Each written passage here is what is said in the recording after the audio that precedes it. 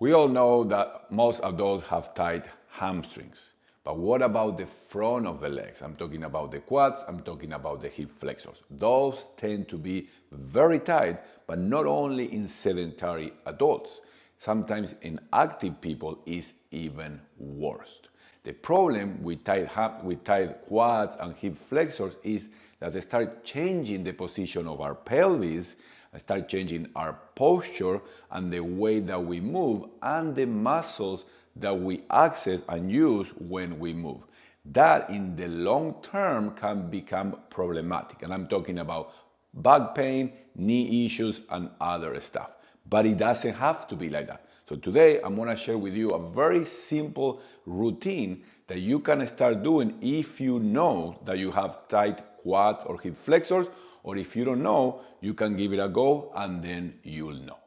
But before we get into the routine, go ahead and subscribe to my channel if you are an adult 40 plus that is interested in staying active, pain-free, and moving well for a very long time. So for this routine, we're gonna be using our foam roller. So you're gonna be placing the foam roller on the ground, and then you're gonna place your quad or the front of the upper leg on top of the foam roller. You're gonna use the hands and the other leg so then you can move. Because what I want you to do first is to look around, to search for those sensitive tight areas. So you're gonna move up and down, looking for a spot. You can come closer to the hip, maybe closer to the knee. When you find a tight area, that's when you're gonna come to the forearms and you're gonna just hold that position. You're gonna use your breath in and out through nose, and you're gonna keep pressure on the spot. Don't make it too hard, but it needs to be a little bit uncomfortable. You're gonna be breathing. Quickly, you're gonna realize how sensitive some spots are. You may have more than one, probably more than one. Just choose the one that is the most sensitive. After holding for 30 seconds or 1 minute, depending on how much time you have, then we're gonna add the second part of the release, that is bending at the knee. Like I'm doing, slow, moving through that anchor point that is a sensitive area, keeping the breath, don't rush. Sometimes I see people moving too fast. You're gonna move it slow through the spot. And you're gonna do another 30 seconds to 1 minute. You're gonna do this on one leg, and the first time that you do this routine, you're gonna do both. And then you're gonna realize if you need to do it in both, sometimes it's mostly one leg that carries all of the tension. After doing the releases of one leg or both, I want you to come into this hands and knee position, and you're gonna do a little bit of rocking, looking forward, nice and easy, breathing, just bringing some movement to the hips.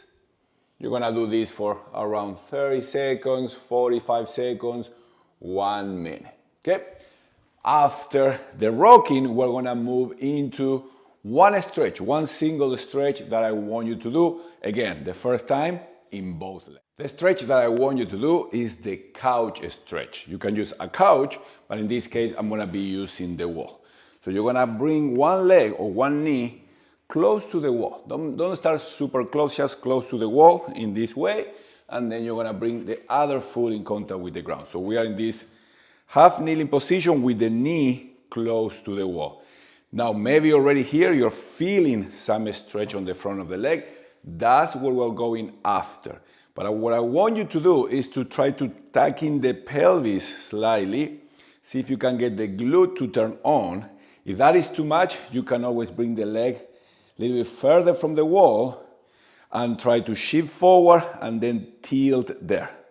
Notice if you can get the glute on, and you're gonna hold in the position that is the closest to the wall, but that you can still tuck in that pelvis, get the glute to turn on. You may feel very intense stretch, and you're gonna hold. You're gonna use your breathing in and out through nose, and you're gonna go the first time, you're gonna do 1 minute on one leg, 1 minute on the other leg. As you go and you wanna repeat this routine, just focus on the leg that you feel the tightest.